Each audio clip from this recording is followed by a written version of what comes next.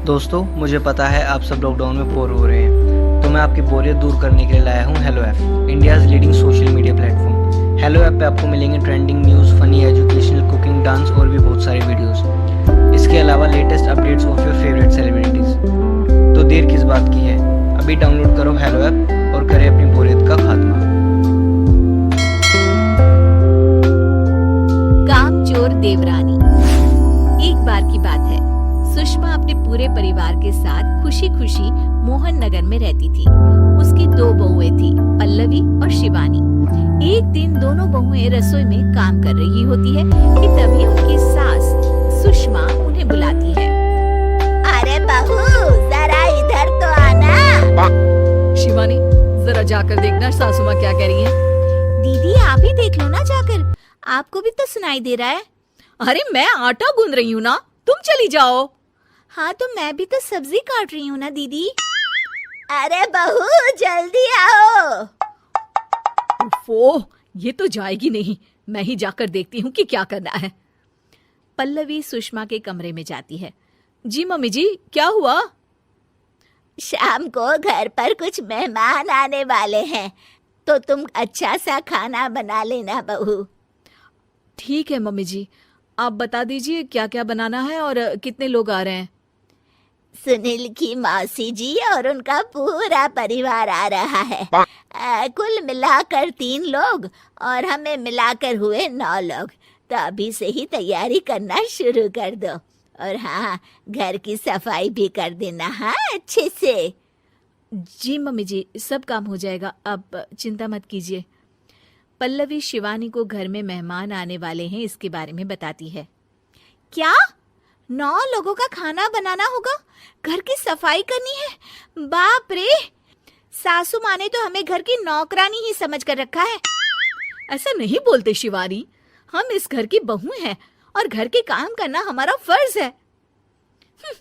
दीदी तो है ही सासू माँ की चमची, जब देखो सासू माँ सासू माँ। मैं तो इतना सारा काम नहीं करने वाली। शिवानी कपड़े लेकर गमला साफ कर रही होती है और चक्कर आने का नाटक करने लगती है। मेरा सर चकरा रहा है। तभी वहां पल्लवी और सासू माँ जाते हैं। अरे बहू, क्या हो गया तुम्हें? मम्मी जी, बहुत तेज सर में दर्द हो रहा है। तुम एक काम करो शिवानी, आराम कर लो। नहीं नहीं दीदी, घर में मेहमान आने वाले हैं, मुझे आपकी मदद करनी चाहिए। अरे कोई बात नहीं शिवानी, तुम आराम कर लो, मैं सब काम कर लूंगी। ठीक है दीदी, अगर आप इतना कह रही हैं तो आराम कर लेती हूँ। शिवानी आराम से अपने कमरे में मैगजीन पढ़ रही होती है। इसे कहते हैं आराम की जिंदगी। इतना सारा काम। चलो, सारा काम खत्म हो गया, शिवानी को देख आती हूँ। शिवानी अपने कमरे में ईयरफोन में गाने सुनते सुनते सो जाती है और उसके साइड में मैगजीन भी रखी होती है। पल्लवी वहां आ जाती है और वो सब देखती है। ओहो, तो मतलब सब काम चोरी का बहाना था। अभी बताती हूँ इसको। घर का सारा काम मुझे करना पड़ा और ये महारानी यहाँ मैगजीन पढ़ रही है, गाने सुन रही है।